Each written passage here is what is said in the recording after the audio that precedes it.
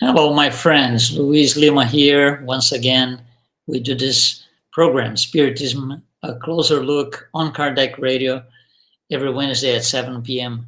Eastern Time.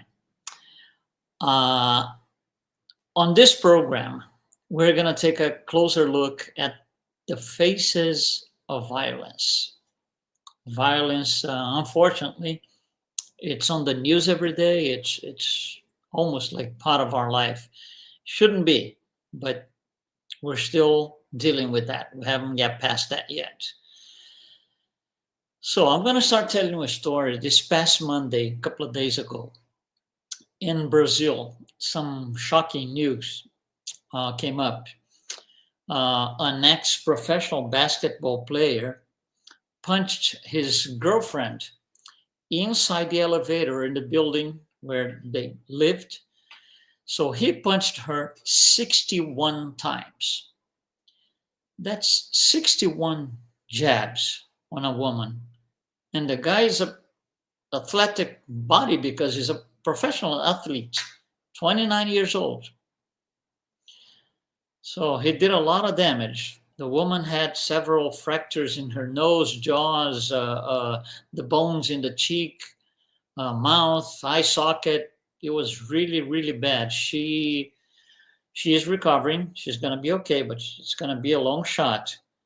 The whole thing, the whole ordeal was caught on the camera's elevator, and the video went viral. It's incredible how comes things like this happen. And she says for the past 2.5 years, she has been suffering unbearable psychological violence from this same guy. So, this is just one type of violence, but violence goes way beyond physical punches. This is just, unfortunately, we have to tell it this way. It's just another news, just another day. Anyhow, so violence is much more than punches.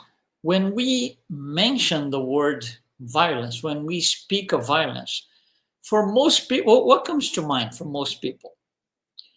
What comes to mind at the sound of the word violence, things are usually come to mind are wars, physical aggression, like this one that I just mentioned to you, domestic abuse, things like this. It's the first thing that, for most people, for the great majority of the people, that what comes up to mind.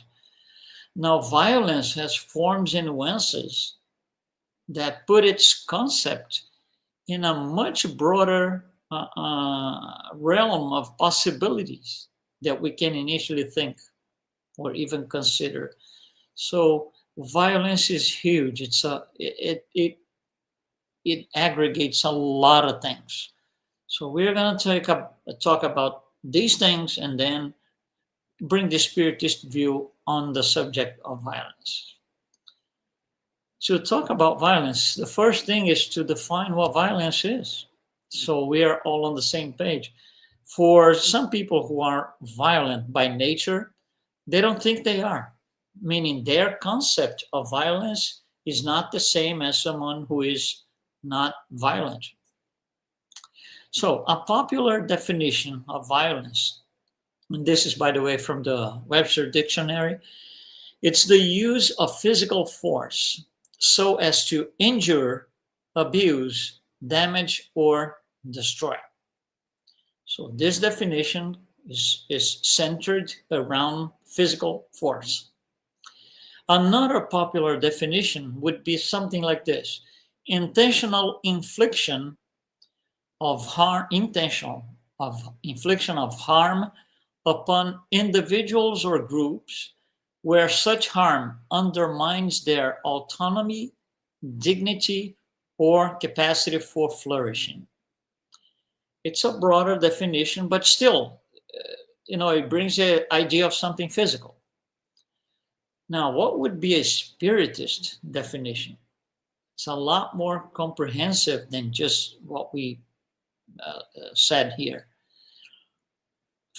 In Spiritism, or for Spiritism, violence is any action, thought, or intention.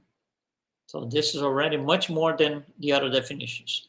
So violence is any thought, action, thought, or intention that disregards the moral laws, the laws established by God, especially those concerning love, justice, and respect for free will. As a consequence, it impedes the spiritual progress of people and incarnate spirits. So you see, the Spiritist definition is a lot broader, a lot more comprehensive than the standard definition. A thought, depending on the thought, could be a form of violence. Simply the intention, even if the action doesn't materialize, just the intention of doing harm is a form of violence, because Spiritism doesn't look at the manifest cruelty. Spiritism looks at the intelligent principle, the spirit. That's why there's a difference in these definitions. Now, from whatever point of view you define violence, one thing needs to be considered. Violence is always intentional.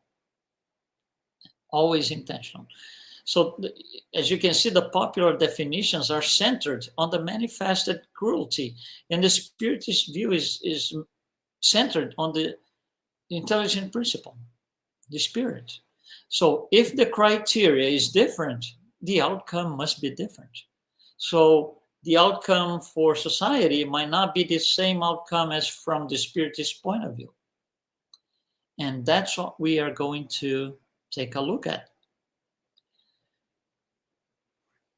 In order to study violence, we usually divide violence in its four main forms, which are, we're going to go in details through each one. I'm just going to tell you what they are: physical, psychological, structural, and symbolic.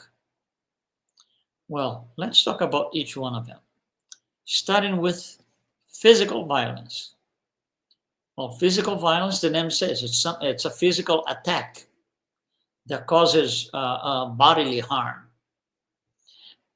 and that engenders some sort of physical contact. In this case, physical violence, both victim and perpetrators are easily identified, like the case that I told you. The man and the woman fighting and all of that. We know exactly who the victim is and who the perpetrator is. Examples of physical violence: war, assault, torture, rape, murder, domestic abuse, suicide. Now, physical violence has high visibility, meaning people look and see. High visibility. And it's also criminalized. All these forms of physical violence, they're criminalized. So we are not supposed to do them, to practice any of those. That's physical violence. There's also a second level, which is psychological violence, sometimes also called emotional violence. Well, what is this? This is a different type of harm. It's not physical. It's emotional or mental harm on someone. In cases like this, the victim is identifiable, but the perpetrator is not necessarily. Because it's not that easy. Examples: cyberbullying. So the victim is easily identifiable, but the perpetrator not necessarily. Other types: false accusations, manipulation, humiliation. Those are forms of psychological violence. In terms of visibility, it's still high visibility because people see what's happening to the victim. It has less visibility than the physical violence, but still it's something, visibility is clear, it's there. It is often criminalized, However, in order for this to take place properly, you have to be able to identify the perpetrator, and that's not necessarily a simple task. That's psychological violence. Third type, structural violence. Structural violence. Well, this has to do with a type of violence that prevent people, and people meaning incarnate spirits, from meeting their basic needs. The victim of structural violence is not one person, but it's a group, it's a society. It could be a whole city, a whole country, a whole whatever county. So the victim is identifiable, but it's not one person, it's a group. It's a group of people. Now, the perpetrator is not clear because it's something built into the system. Examples of structural violence is anything or any sort of harm that is caused by unjust systems. For example, racism, poverty, inequality, sexism, segregation, marginalization. Those are all types of structural violence.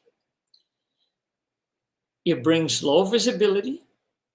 It's something somewhat subtle and is not criminalized.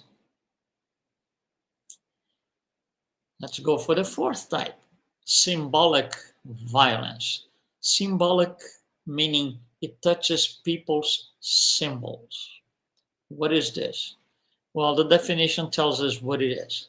Symbolic violence is related to the imposition of cultural and religious or religious values with the purpose of creating inequality and domination. So the purpose is very, very, very clear for those who practice symbolic violence. So it's imposition of cultural and religious values on other people to create inequality or segregation and domination. The victims are not one person, but groups. So usually a large group of people or society, whatever it is. Examples of symbolic violence. Change of belief systems. For example, or the perpetrators per se, will impose their belief system on groups of people. Education, they will replace the education system with theirs. They will replace the norms, the language, the traditions. They bring this idea of superiority narrative. What they say is what it is. That's symbolic violence. Because you're interfering in other people's lives negatively. Symbolic violence has very low visibility. It's very subtle. And it's not criminalized because it's not something tangible, feasible that we can look and see. No. Now, we spoke about these 4 levels of intellectuality, these levels of violence. So the level of intellectuality is higher towards symbolic. We started down here with physical, went to psychological, went to structural, went to symbolic. As you go up on this scale, you need to have higher intellectuality. Because to be able to produce some sort of symbolic, which is the top one, violence, you need coordinated action, strategies, how you're going to make it happen. You need to create elements of control. So everything has to be in place before you're able to actually make it happen, symbolic violence. So there's intellectuality required as we go towards symbolic. Also because symbolic is collective. So it's more difficult to dominate several people, a group of people, large groups of people, instead of one person.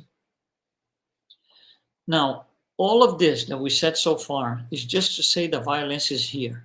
It's every day, it's part of our life. Now, over to Spiritism.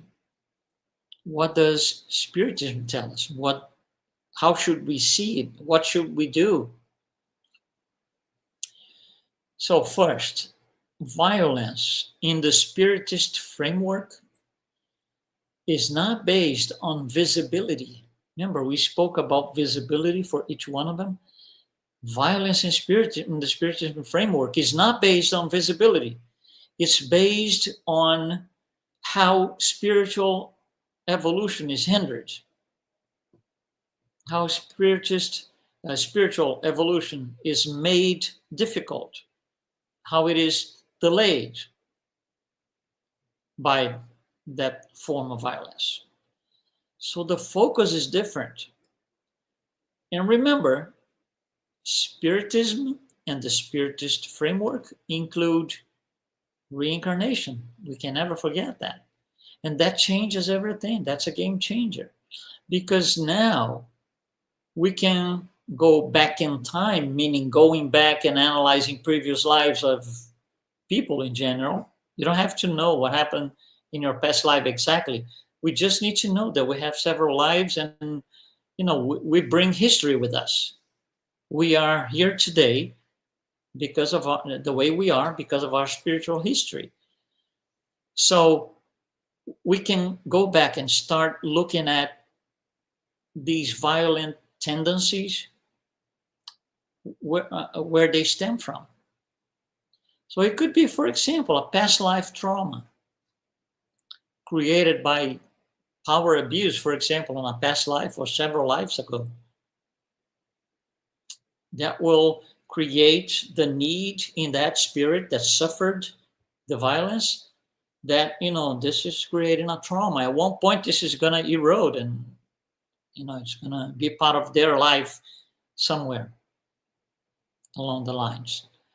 It could also be a self trap into these cycles of hatred or revenge, that the person, the hatred comes up in a certain life, it becomes more intense, it becomes a snowball, and because of that, you don't do things right, and because you don't do things right, your hatred increases, and you keep looping around. Self-trap. So now you're here, and you have all this hatred accumulated in your soul, in your chest, like we say, right? And that's going to be discharged somehow. And that's why we see horrible things, just like the story I told you in the beginning, which is, by the way, a horrible story. Although it's one person, it's two people, one perpetrator, one victim. It's worse when it's collective, but it's a horrible story. Another reason that, another thing that violence tendencies could stem from, karmic relationships. Karmic relationships where the roles of victim and aggressor alternate. So in this life, you're victim and the other person is aggressor. On the previous life, it was the other way around. And the previous life, it was the other way around again, and keep, switching back and forth, switching roles back and forth, just swapping roles back and forth. And here we are. Violence could stem from it, because the cycle is never broken. Now, in terms of spirit, what we were talking about maybe causes for in past lives. Now, if we look at the spirit itself, the intelligent principle, any form of violence comes because we disregard the law of love. It could be fear, it could be insecurity or cowardice, it could be struggle for power, all of these things. Now, ultimately, all of these things still have one and the same root: pride and selfishness. That's very clear in the Spirit's book. Pride and selfishness are the greatest obstacles to progress, moral progress. And selfishness is the cause of all vices. Also, very clearly stated in the Gospel according to Spiritism. So, violence, in short, it comes from spiritual ignorance. Spiritual ignorance. Spiritual immaturity. So, if it has to do with the spiritual maturity, then it becomes a little more interesting. And I'm going to put this here, that we use this a lot of times. That's the spirit scale. Towards the bottom, the shades of red are spirits that are less advanced or low order spirits. As you go up, they are higher order spirits. The green ones and the blue ones are pure spirits. With this image on the screen, we're going to say a few things. We saw that violence reflects spiritual immaturity. Maturity comes from the bottom of the scale to the top. Very immature in the bottom, it goes on to mature. That said, violence is incompatible with spiritual evolution. It's either or. Either you are growing spiritually, or you are stuck in the level of violence, which is, more violent. It means further down on the scale. Violence belongs in the early stages of moral development. Very important. Violence belongs in the early stages of moral development. Low order spirits think that violence will make them strong and better. Not at all. For these low order spirits, violence is automated in their perispirit. They just do it because it's habit. When violence is not at all a sign of strength and a better person, it's a sign of weakness. So low order spirits tend to be more violent collectively. Let me see if I can explain that to you. If I am, or somebody who is very low on the scale, let's say impure, barely frivolous, for example, and that person, for some reason, thinks that it's being attacked. That person thinks it's being attacked by one person. What they do is they don't react towards that one person and, for example, kill that one person. They kill that one person and their entire family. Collective violence. The lower in the scale, the more likely that they will be performing collective violence. Collective violence exists in all four levels. Remember, physical, psychological, structural, and symbolic. For example, at the physical level, physical violence, mass shootings. That's collective. By the way, this year, 2025, we are in the month of July, end of July, so roughly half a year. And so far in the United States, we have had 254 mass shootings. Another form of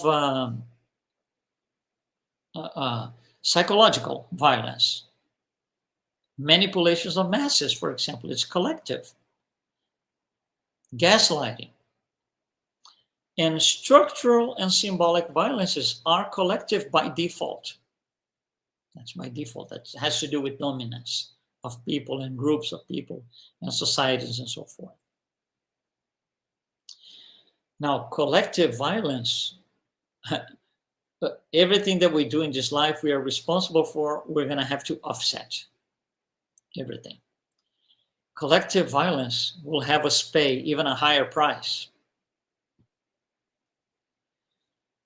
So if you consider, for example, cycles of violence, how do we break these cycles of violence? How do we get out of the snowball of being violent life after life after life? How do we break the cycle?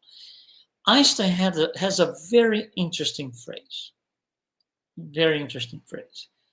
He says, we cannot solve a problem with the same thinking we used when we created the problem.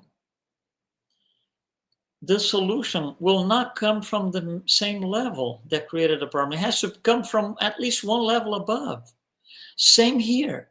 Violence is not going to be a solution for violence. We cannot break a cycle of violence using violence. We just make it a greater snowball.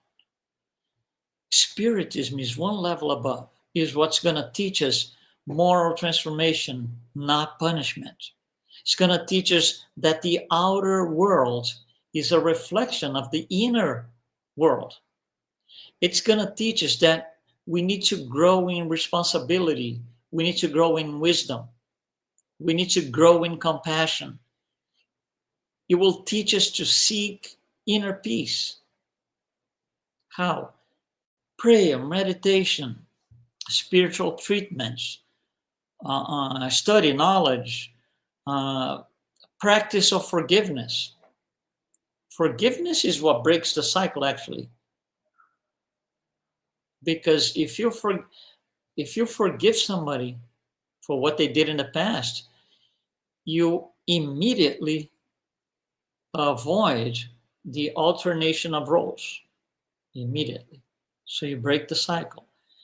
Another thing that we can do to obtain or achieve inner peace, serving other people. Serving other people dissolves selfishness, which is at the root of everything.